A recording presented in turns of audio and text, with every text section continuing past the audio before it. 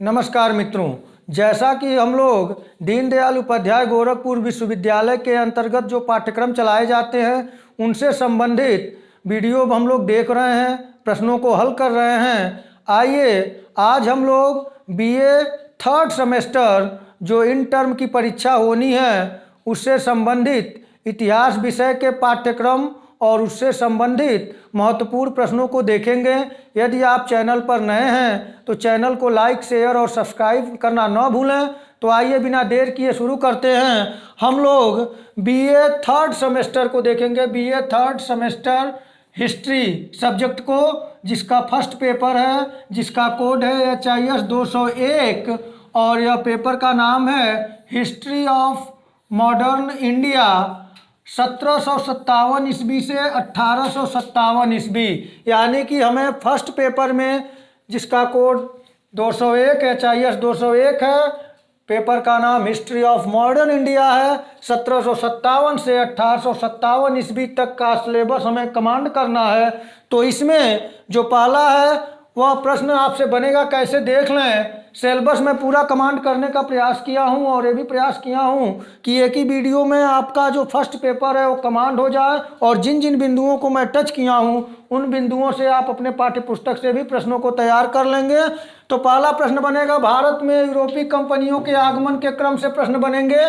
तो भारत में यूरोपीय कंपनियों का जो आगमन है आप सभी जानते हैं। सबसे पहले पुर्तगाली आए और पुर्तगालियों में सबसे पहले 1498 ईस्वी में वास्को डी गामा आया। यहाँ से प्रश्न बन सकता है कि भारत में सर्वप्रथम जल मार्ग से आने वाली यूरोपीय शक्ति कौन थी, तो वह पुर्तगाली थी, पुर्तगाल वाले थे, यानी पुर्तगाली थी और पुर्तगाल भारत आया था। और 1498 में कौन पुर्तगाली आया था, तो वास्को डी गामा। कौन आया था, तो आप इसको याद कर लें, वास्को डी गामा।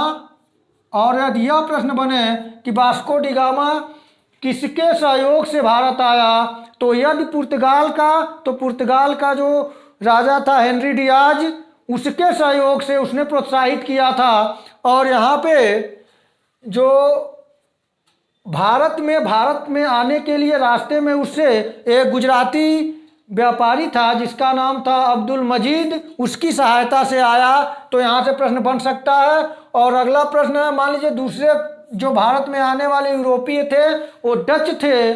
डच 1602 ईस्वी में कंपनी की स्थापना हुई और 1605 ईस्वी में भारत आए थे। यहाँ से प्रश्न बन सकता है। और तीसरे कंपनी जो आई ईस्ट इंडिया कंपनी, तो ईस्ट इंडिया कंपनी की स्थापना 1600 ईस्वी में हुई थी। 1600 ईस्वी में स्थापना हुई और 1608 में विलियम हॉकिंस ने तत्कालीन मुगल सम्राट जहांगीर के दरबार में आया। तो यह प्रश्न बन सकता है कि ईस्ट इंडिया कंपनी का कौन प्रतिनिधि बनकर किस शासक के दरबार में आया था। तो अगर कौन आया तो विलियम हॉकिंस, और किसके दरबार में आया था, तो वह आया था जहांगीर के। यहाँ से प्रश्न बन सकता है। और यहाँ से प्रश्न ये भी बन सकता है कि ईस्ट इंडिया कंपनी की स्थापना कब हुई थी, तो 1600 ईस्वी में। और यह भी पूछा जा सकता है कि जिस समय ईस्ट इंडिया कंपनी की स्थापना हुई उस समय भारत का सम्राट कौन था, तो उस समय अकबर था। और यहाँ तक जहांगीर जब आया था भारत, जहांगीर के दरबार में जब विलियम हॉकिंस आया था तो वह पत्र अकबर के नाम ही लिया हुआ था। इसलिए यहाँ से जो प्रश्न बनेंगे आप तैयार कर लें। मैं सरसरी नज़र से थोड़ा जल्दी में हूँ क्योंकि परीक्षा करीब है और आप जल्दी टॉपिकों को तैयार भी करना है। अगला प्रश्न, जैसे डेनिश, तीसरी जो कंपनी आई, चौथी कंपनी डेनिश थी। डेनिश 1616 ईस्वी में आए और फ्रांसीसी 1664 में स्थापना हुई फ्रांसीसी ईस्ट इंडिया कंपनी की, और वह आए 1668 ईस्वी में। तो यहाँ अगर क्रम पूछेगा तो क्रम देख लें आप। पुर्तगाली 1498, डच 1602 में स्थापना हुई है, 1605 में आ रहे हैं। इंग्लैंड में 1600 में ईस्ट इंडिया कंपनी की स्थापना हो रही है और 1608 में आ रहे हैं। लेकिन अगर यह पूछे कि भारत में पहली बार पुर्तगालियों ने कहाँ कोठी बनाई, तो कोचीन में। आप तैयार रख लेंगे, कोचीन में ये लोग अपना कोठी बनाए थे।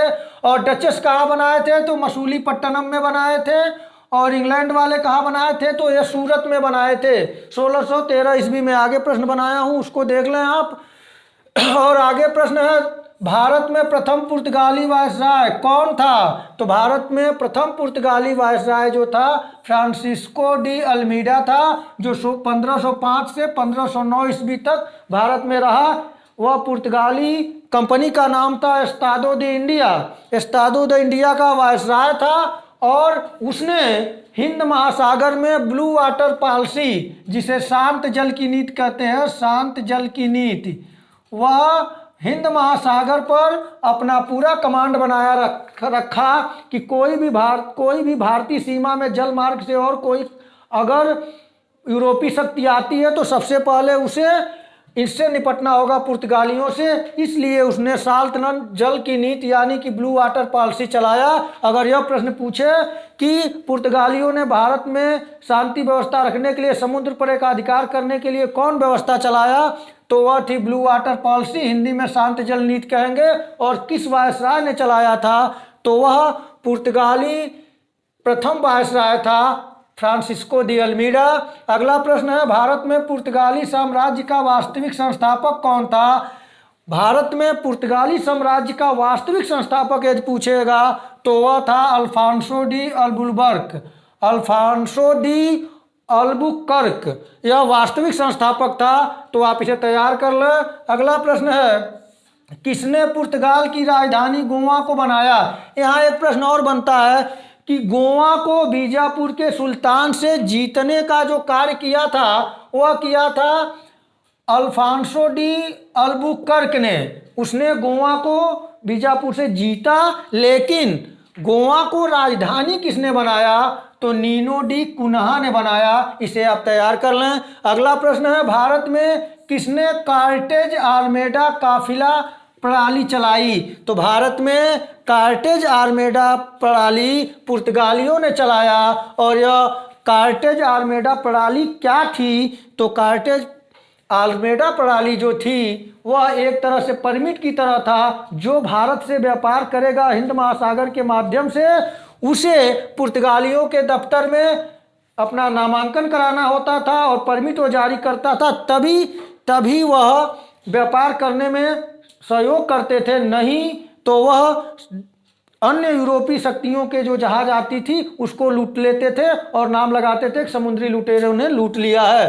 तो इसे आप याद रखिएगा, कार्टेज आर्मेडा प्रणाली।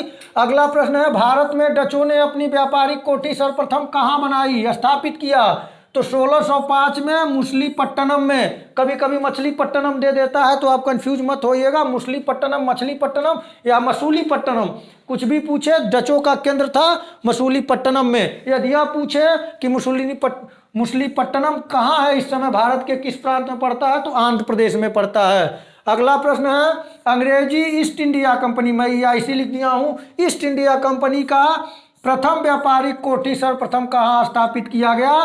तो अंग्रेजी ईस्ट इंडिया कंपनी की कोठी तो प्रयास किए 1608 में जब हाकिन्स आए थे तभी, लेकिन व्यापारियों जो पुर्तगाली व्यापारी थे उनके पुर्तगालियों के विरोध जताने के फलस्वरूप जहांगीर ने उन्हें उस तरह से स्थापित करने के लिए मसूलीपट्टनम में कोठी नहीं आदेश कर पाए। लेकिन जब दूसरा जो आया सर टॉमस रो, जो जेम्स प्रथम का राजदूत बनकर आया था, उसने सूरत में 1613 ईस्वी में कोठी बनाने की इजाज़त ले ली और 1613 ईस्वी में प्रथम कोठी जो बनी अंग्रेजों का, वो बनी सूरत में। तो आप लोग इसे तैयार करें। अगला प्रश्न है, प्लासी का युद्ध किसके किसके बीच लड़ा गया? तो प्लासी का युद्ध अंग्रेज गवर्नर लॉर्ड क्लाइव और बंगाल के नवाब सिराजुद्दौला के मध्य लड़ा गया और यह 1757 ईस्वी, देखिए यही ट्रैक चेंज है आपका सिलेबस का, 1757। तो 1757 में जो प्लासी का युद्ध हुआ है बहुत ही महत्वपूर्ण युद्ध था, आप लोग तैयार कर लें। प्लासी का युद्ध जो लड़ा गया था वह अंग्रेज गवर्नर क्लाइव और बंगाल के नवाब सिराजुद्दौला के बीच लड़ा गया था, इसे तैयार कर लें। और इसमें किसकी विजय हुई? तो इसमें अंग्रेजों की विजय हुई और इसमें अंग्रेजों ने सब कुछ धोखेधड़ी, सब कुछ जितना हो सकता है गलत कार्यों को अंजाम देते हुए सिराजुद्दौला को हराया। यहाँ तक कि प्रश्न यह बन सकता है कि प्लासी के युद्ध में नवाब सिराजुद्दौला का सेनापति कौन था? तो मीर जाफर था, और मीर जाफर ने गद्दारी किया था, जिसके वजह से अंग्रेजों की विजय हुई और नवाब सिराजुद्दौला पराजित हुआ। अब यहाँ से 2-3 प्रश्न है। ब्लैक होल की घटना कब घटी थी? तो 1556 में घटी थी। 1756 ईस्वी में कौन बंगाल का नवाब था? तो वह था नवाब सिराजुद्दौला। और अलीनगर की संधि किसके बीच हुई थी? तो अंग्रेजों और सिराजुद्दौला के बीच हुआ था। यह प्रश्न बन सकता है, या यह भी प्रश्न बन सकता है कि मुगल सम्राट या साम्राज्य के कमजोर होने पर बंगाल को स्वतंत्र किसने किया था? तो वह मुर्शीद कुली खां था।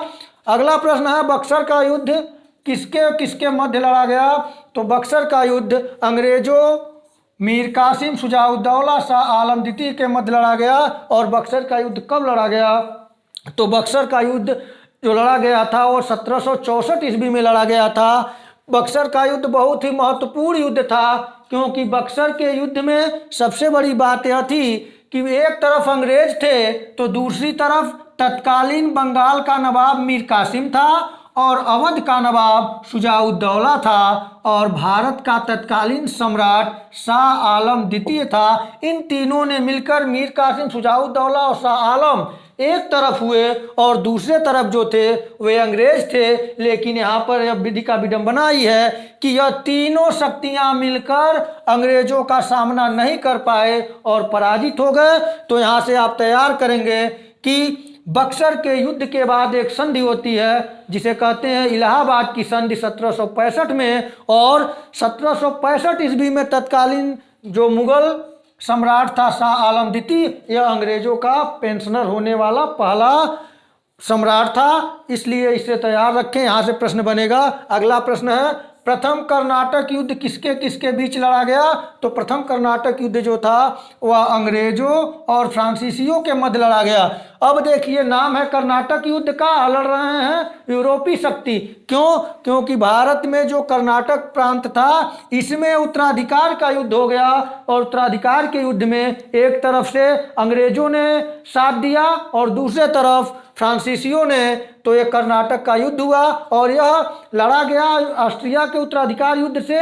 यह अंग्रेज और फ्रांसीसी जहाँ जहाँ इनके उपनिवेश था, अगर यह यूरोप में लड़ते थे तो जहाँ जहाँ रहते थे इनका उपनिवेश वहीं पे लड़ना शुरू कर देते थे। तो यहाँ पे प्रथम कर्नाटक युद्ध अंग्रेजों और फ्रांसीसियों के मध्य कब से कब तक लड़ा गया? तो 1744 से 1748 ईस्वी में। और इसमें बहुत बेहतर कंडीशन में दोनों शक्तियां, उत्तराधिकार का युद्ध समाप्त हुआ। इन्होंने एक्सला सापेल की संधि से यह प्रथम कर्नाटक युद्ध समाप्त हुआ। लेकिन साल भर के अंदर ही द्वितीय कर्नाटक युद्ध पुनः शुरू हो गया और द्वितीय कर्नाटक युद्ध का जो समय था 1749 से 1754 ईस्वी था। और यहाँ पर भी अंग्रेज फ्रांसीसी लड़ रहे थे। कर्नाटक में आपस में उत्तराधिकार की जो युद्ध शुरू हो गया था, आपस में लोग सत्ता के लिए दो धड़ बन गया था, वहाँ पर लड़ने लगे और पांडिचेरी की संधि से समाप्त हुआ। तो आपसे प्रश्न पूछा जा सकता है कि किस युद्ध में के बाद एक्सला-सापेल की संधि हुई? तो प्रथम कर्नाटक युद्ध के बाद। और यदि पांडिचेरी की संधि कब हुई? तो द्वितीय कर्नाटक युद्ध के बाद। समय पूछेगा तो सामने आपका समय है, तैयार रखें। और फिर तीसरा जो युद्ध लड़ा गया था कर्नाटक का, वो 1756 से 1763 ईस्वी लड़ा गया था, जो कि पेरिस की संधि से समाप्त हुई। और इसी में अंग्रेजों ने फ्रांसीसियों को सीमित कर दिया भारत में। तो यहाँ बहुत महत्वपूर्ण है, यहाँ से एक प्रश्न और पूछता है कि किस युद्ध में फ्रांसीसियों को अंग्रेजों ने भारत में सीमित कर दिया? तो 1760 ईस्वी में वांडीवास के युद्ध में। तो आप तैयार रखें। अब उसके बाद प्रथम मैसूर युद्ध कब लड़ा गया? तो प्रथम मैसूर युद्ध 1767 से 1769 ईस्वी में लड़ा गया और जिसे मद्रास की संधि कहते हैं। और यह युद्ध जो लड़ा गया किसके बीच में? तो मैसूर के में हैदर अली ने अपने सत्ता को उत्कर्ष पे रखा था। तो हैदर अली और अंग्रेजों के बीच प्रथम मैसूर युद्ध 1767 से 1769 ईस्वी में लड़ा गया। आपसे प्रश्न पूछेगा कि प्रथम मैसूर युद्ध कब लड़ा गया? तो 1767 से 1769 में। और किस युद्ध पर किस संधि से समाप्त हुआ? तो मद्रास की संधि से। और पुनः द्वितीय किसके किसके मध्य लड़ा गया? तो अंग्रेजों और हैदर अली के मध्य लड़ा गया था। फिर द्वितीय मैसूर युद्ध कब लड़ा गया? तो 1780 से 84 ईस्वी के मध्य लड़ा गया। और किसके किसके बीच लड़ा गया? तो यह तो प्रारंभ तो हुआ 1780 ईस्वी में हैदर अली से, लेकिन 1782 ईस्वी में हैदर अली की मृत्यु हो गई और उसका पुत्र टीपू सुल्तान ने 82 से 84 तक अंग्रेजों से युद्ध लड़ा और मंगलोर की संधि से समाप्त हुआ। दोनों पक्ष लड़ते लड़ते थक गए। टीपू वीरता से लड़ता रहा, अंग्रेजों को घुटने टेकवा दिया, इसलिए मंगलोर की संधि से समाप्त हुई। उसके बाद पुनः अंग्रेजों ने जो नीति भारत में अपने साम्राज्य विस्तार के लिए बनाए थे उसमें सफल नहीं हो पा रहे थे। बीच का रोड़ा मैसूर में हैदर अली जिंदा था, बना हुआ था, और उसके बाद उसका योग्य पुत्र टीपू बना हुआ था। तो तीसरा फिर जल्द ही उन्होंने कारण खोज के तीसरा मैसूर युद्ध शुरू किया जो 1790 से 92 ईस्वी तक चला। और इस युद्ध में अंग्रेजों ने टीपू को घेर लिया और टीपू को अपमानजनक श्रीरंगपट्टनम की संधि करनी पड़ी और अंग्रेजों को हर जाने के रूप में अपने प्रांतों को गंवाना पड़ा। लेकिन टीपू तब भी हार नहीं माना, वह प्रतिशोध की ज्वाला से जलता रहा और पुनः 1799 ईस्वी में चौथा मैसूर युद्ध प्रारंभ हुआ और इसी युद्ध में अंग्रेज विजयी हुए और 1799 ईस्वी में टीपू सुल्तान मारा गया। लेकिन मरने के साथ साथ युद्ध भूमि में ही मारा गया। लेकिन टीपू ने यह भारत में तय कर दिया और सिद्ध कर दिया कि अगर भारत के सभी राजे रजवाड़े अगर हिम्मत दिखाते तो शायद अंग्रेज भारत में नहीं टिक पाते। इसका सीधा साधा उदाहरण जो था वह टीपू था। अब यहाँ से 2-3 प्रश्न बनता है कि मैसूर को किसने उत्कर्ष पर पहुंचाया? तो हैदर अली। फिर प्रश्न बनता है कि डिंडी गुल में कौन एक अत्याधुनिक शस्त्रागार की स्थापना किया था? तो डिंडी गुल में आधुनिक शस्त्रागार की स्थापना जो किया था वह हैदर अली किया था। और किसे टाइगर ऑफ मैसूर कहते हैं? तो वह टीपू सुल्तान को कहते हैं। और टीपू सुल्तान फ्रांस के जैकोबिन दल जो कि क्रांतिकारियों का एक दल था उसका संगठन में सदस्य भी था। तो यह भी प्रश्न पूछा जा सकता है। और तो और श्रीरंगपट्टनम में स्वतंत्रता का वृक्ष का भी वृक्षारोपण किया था। किसने? वह किया था टीपू सुल्तान ने। और मैसूर से संबंधित ये चारों युद्ध और हैदर अली और टीपू सुल्तान से निश्चित तौर से आपसे प्रश्न पूछे जाएंगे। आप लोग इसे तैयार कर लें, वीडियो पॉज करके देख लें, इसको 2 बार देख सकते हैं। अगला प्रश्न है बंगाल का प्रथम गवर्नर जनरल कौन था? तो बंगाल का प्रथम गवर्नर जनरल वारेन हेस्टिंग था। और यदि यह पूछे कि बंगाल का प्रथम गवर्नर कौन था तो वह था लॉर्ड क्लाइव। और यदि यह पूछे कि ईस्ट इंडिया कंपनी के कार्यों पर ब्रिटिश संसद पहली बार किस एक्ट के माध्यम से थोड़ा सा नियंत्रण स्थापित करने का प्रयास किया तो वह था रेगुलेटिंग एक्ट। क्या था? रेगुलेटिंग एक्ट जो आया था 1773 ईस्वी में। और यहीं से प्रश्न बन सकता है कि भारत में सर्वप्रथम सुप्रीम कोर्ट उच्चतम न्यायालय की स्थापना कब हुई थी? तो इसी रेगुलेटिंग एक्ट के तहत 1774 ईस्वी में हुआ था। और उस सुप्रीम कोर्ट का मुख्य न्यायाधीश कौन था? तो एलिजा एम्पे था। तो ये सब प्रश्न बनेंगे, आप तैयार कर लें। अगला प्रश्न है भारत में किस अंग्रेज गवर्नर जनरल ने सहायक संधि का प्रयोग किया? तो वह किया था बेलजली ने। सहायक संधि का प्रणेता कौन था? तो वह था बेलजली। और भारत का वो कौन सा राज्य था जो पहले सहायक संधि किया सर्वप्रथम? तो वह किया हैदराबाद का नवाब ने। हैदराबाद वो पहला राज्य था जो कि अंग्रेजों के कुचक्र जो बेलजली ने रचा था सहायक संधि के माध्यम से, उस कुचक्र में सबसे पहले हैदराबाद पड़ा। अगला प्रश्न है अस्थाई बंदोबस्त का प्रयोगकर्ता कौन था? अस्थाई बंदोबस्त अंग्रेज भारत में आकर भारत में राजस्व वसूलने के लिए भूमि को कब्जा में करने लगे। जैसे कि यहाँ पे जब बक्सर के युद्ध के बाद 1765 ईस्वी में इलाहाबाद की संधि हुई तो बंगाल, बिहार और उड़ीसा की दीवानी अंग्रेजों को प्राप्त हो गई। और यह प्रश्न वहीं से बनता है कि बंगाल में द्वैत शासन प्रणाली किसने लगाया था? तो द्वैत शासन प्रणाली जो लगाया गया था वो रॉबर्ट क्लाइव द्वारा लगाया गया था। आप लोग उसे तैयार कर लेंगे। अस्थाई बंदोबस्त का प्रयोगकर्ता कौन था? लॉर्ड कॉर्नवालिस था जो भारत के बंगाल प्रांत में इसने अस्थाई बंदोबस्त यानी कि अस्थाई भू व्यवस्था लगाया था। और यदि रैयतवाड़ी भू व्यवस्था पूछे तो मद्रास और बंबई में लगाया गया था और उसके प्रयोगकर्ता जो था वह थॉमस मुनरो था। और यदि महलवाड़ी भू व्यवस्था की बात अगर पूछी जाएगी तो महलवाड़ी भू व्यवस्था जो करने वाला था वह मैकेंजी था और यह पंजाब और उत्तर पश्चिम सीमा प्रांत में लगाया गया था। तो आप लोग इसे तैयार कर लेंगे कि। और उसके बाद अगला प्रश्न है, नेपाल युद्ध कब लड़ा गया? तो नेपाल युद्ध 1814 से 1816 ईस्वी तक लड़ा गया। और इस समय गवर्नर जनरल कौन था? तो इस समय गवर्नर जनरल था लॉर्ड हेस्टिंग्स। और किस संधि से नेपाल युद्ध समाप्त हुआ? तो सुगौली की संधि जो 1816 ईस्वी में हुआ था, सुगौली की संधि, इससे नेपाल युद्ध समाप्त हुआ। अगला प्रश्न है, किस चार्टर द्वारा ईस्ट इंडिया कंपनी के व्यापारिक एकाधिकार की समाप्ति कर दी गई? तो 1813 ईस्वी के चार्टर से ईस्ट इंडिया कंपनी के व्यापारिक एकाधिकार को रोक दिया गया। सिर्फ चाय और चीन के साथ व्यापार छोड़कर बाकी एकाधिकार समाप्त कर दिया गया था और 1833 में पूर्णतः समाप्त कर दिया गया। यहाँ से प्रश्न बनेंगे। और 1813 के चार्टर से एक प्रश्न ये भी बनेगा कि पहली बार ब्रिटिश संसद ने ईस्ट इंडिया कंपनी को 1813 के चार्टर में यह निर्देश दिया था कि भारतीयों के शिक्षा के लिए 1 लाख रुपए का प्रावधान किया गया था। और इस 1 लाख रुपए के प्रावधान के लिए भारत में एक विवाद शुरू हो गया, प्राच्य पाश्चात्य विवाद। क्यों? क्योंकि जो 1 लाख रुपए भारतीयों की शिक्षा के लिए खर्च की बात की गई थी, तो प्राचीन भारतीय शिक्षा व्यवस्था में जो लोग विश्वास रखते थे उनको वो कहते थे कि प्राच्य के अनुसार प्राचीन साहित्य के अनुसार शिक्षा दी जाएगी। और जो आधुनिक भारतीय अंग्रेजी शिक्षा के समर्थक थे वह कहते थे कि आधुनिक शिक्षा ज्ञान विज्ञान की शिक्षा दी जाए। इसलिए 2 गुट हो गए। जो प्राचीन साहित्य के समर्थक थे उन्हें प्राच्यवादी कहा गया और जो अंग्रेजी शिक्षा के समर्थक थे उन्हें पाश्चात्यवादी कहा गया।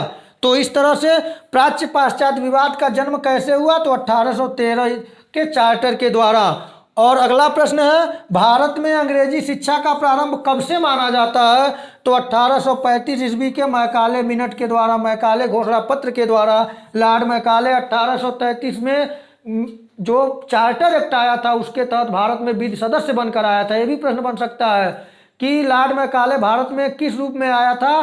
तो 1833 के चार्टर एक्ट के द्वारा भारत में गवर्नर जनरल के विधि सदस्य के रूप में आया था। तो मैकाले मिनट और मैकाले अंग्रेजी शिक्षा का प्रकांड विद्वान था और उसने 1835 में अपना एक रिपोर्ट प्रस्तुत किया। और तत्कालीन गवर्नर जनरल जो था वह लॉर्ड विलियम बेंटिक था। और लॉर्ड विलियम बेंटिक ने मैकाले की शिक्षा नीति को लागू कर दिया। इस प्रकार भारत में 1835 के मैकाले मिनट के हिसाब से माना जाता है कि भारत में अंग्रेजी शिक्षा की शुरुआत हुई।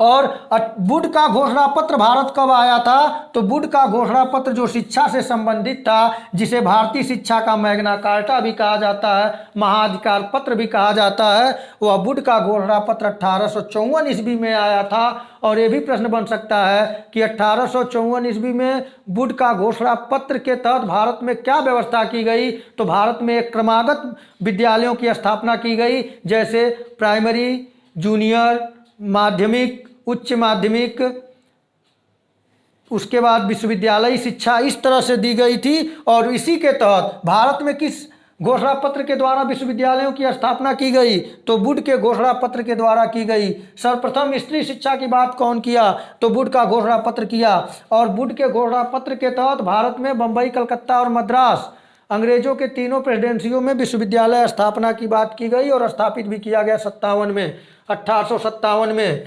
अगला प्रश्न है, विलय का सिद्धांत। तो जो विलय का सिद्धांत जिसे डॉक्ट्रिन ऑफ लैप्स कहते हैं, वह विलय का सिद्धांत जो था लॉर्ड डलहौजी ने लागू किया था। लॉर्ड डलहौजी कहता था कि इतने वर्षों में अंग्रेजों ने भारत में कहाँ साम्राज्य स्थापित कर पाया, तो इसने विलय का सिद्धांत डॉक्ट्रिन ऑफ लैप्स के माध्यम से भारत में तीव्र गति से अपना साम्राज्य स्थापित करने का प्रयास किया। इसने घोषणा कर दिया कि जिस राजे रजवाड़े को पुत्र नहीं है वह पुत्र को गोद ले सकते हैं, लेकिन उनको उनके उत्तराधिकारी नहीं माना जाएगा। जैसे कि मान लीजिए किसी राजा को पुत्र नहीं है तो वह गोद लें, लेकिन उनका जो साम्राज्य है, उनका जो राज्य है, वह उसे उत्तराधिकार में नहीं दिया जाएगा और उस राजा या रानी के मरते ही वह पूरा अधिकार अंग्रेजों का हो जाएगा, तो उसे डॉक्ट्रिन ऑफ लैप्स कहा गया, विलय का सिद्धांत कहा गया। इस तरह से डलहौजी का नाम है। और भारत में डलहौजी के ही समय में 1853 ईस्वी में प्रथम रेलवे लाइन चली। और यह पूछा जा सकता है कि रेलवे लाइन कहाँ से कहाँ तक चली, तो बम्बई से थाने तक चली थी 16 मील। कौन गवर्नर जनरल था, तो डलहौजी था। और ये भी प्रश्न बनेगा कि प्रथम डाक तार किस गवर्नर जनरल के काल में चलाया गया, तो डलहौजी के समय में ही चलाया गया। और विधवा पुनर्विवाह अधिनियम भी पूछा जाए कब पारित किया गया, तो वह किया गया 1856 ईस्वी में। आप तैयार कर लें। और विधवा पुनर्विवाह अधिनियम में किसका बहुत महत्वपूर्ण स्थान था, तो वह बंगाल के विद्वान बंगाल में थे विद्यासागर किसे मतलब बहुत समर्थक थे वह विधवा पुनर्विवाह के। अगला प्रश्न है 1857 के समय भारत का प्रथम स्वतंत्रता संग्राम जो हुआ उस समय कौन गवर्नर जनरल था, तो कैनिंग था। और भारत में 1857 के विद्रोह के बाद जो भारत में व्यवस्था अपनाई गई, महारानी विक्टोरिया का घोषणा पत्र आया। और 1858 ईस्वी 1 नवंबर 1858 ईस्वी को तत्कालीन राजधानी एक दिन के लिए इलाहाबाद बनाई गई थी। वहां से लॉर्ड कैनिंग ने महारानी विक्टोरिया का घोषणा पत्र पढ़ा। और 1858 के भारत शासन अधिनियम के तहत अब भारत से ईस्ट इंडिया कंपनी का शासन की समाप्ति कर दी गई। और भारत में अब सीधे इंग्लैंड ताज के अधीन हो गया। भारतीय जनता अब सीधे इंग्लैंड के ताज के अधीन हो गई। तो यहाँ से प्रश्न बनेगा, आप लोग इसे तैयार कर लें। अगला प्रश्न है अवध का विलय किसके आधार पर किया गया था, तो कुशासन के आधार पर किया गया था। कुशासन का रिपोर्ट किसने बनाया था, तो जेम्स आउट्रम ने बनाया था।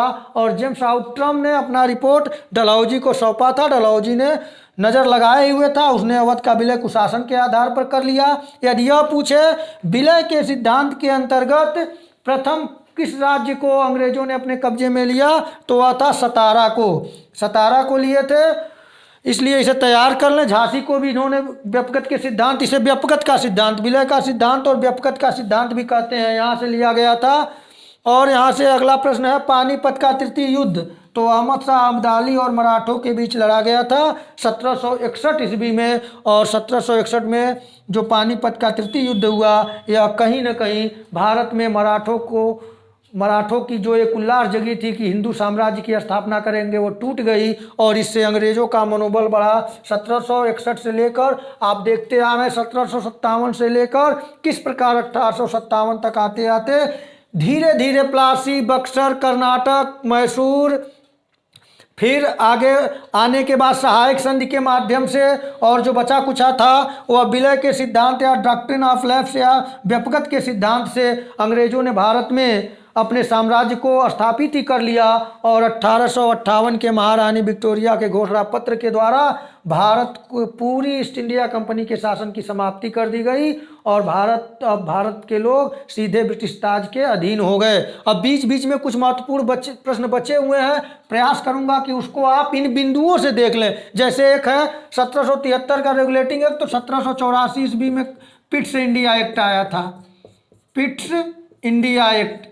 और पिट्स इंडिया एक्ट एक प्रश्न ये भी बनता है कि किस एक्ट के द्वारा के संबंध में इंग्लैंड में फॉक्स की सरकार गिर गई, नॉर्थ फॉक्स की, तो वह पिट्स इंडिया एक्ट था। और ये भी प्रश्न बन सकता है कि बोर्ड ऑफ कंट्रोल की स्थापना किस एक्ट के तहत की गई, तो वह की गई पिट्स इंडिया एक्ट के तहत की गई।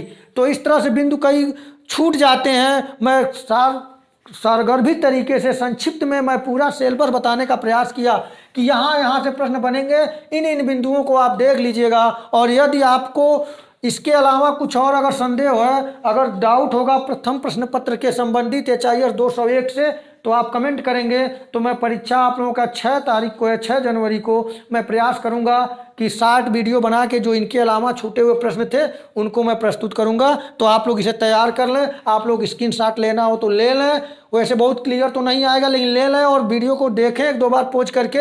और इन बिंदुओं को जरूर देख लें क्योंकि इन बिंदुओं से प्रश्न बनेंगे। व्यपगत के सिद्धांत से क्वेश्चन बनना ही बनना है। आप सभी प्रांतों को देख लेंगे, कौन किस सन में कैसे, ये सतारा है, झांसी है, फिर आपका नागपुर है, नागपुर है, इस तरह से करके जितने राज्य हैं उनको आप देख लेंगे इन बिंदुओं को, क्योंकि मैं अगर सबको बताने लगूं तो वीडियो काफ़ी लंबी हो जाएगी, बोरिंग हो जाएगी। आप इसे तैयार करें, इन बिंदुओं को देखें और समझें और तैयार कर लें। पेपर आपका अच्छा होगा। इंटर में ऑब्जेक्टिव प्रश्न आएगा, प्रश्नों को अच्छी तरीके से आप पढ़ें, समझें। आज इतना ही। इसके बाद अगर जैसा कमेंट करेंगे मैं बनाऊंगा ना, सेकंड पेपर बनाऊंगा। नमस्कार।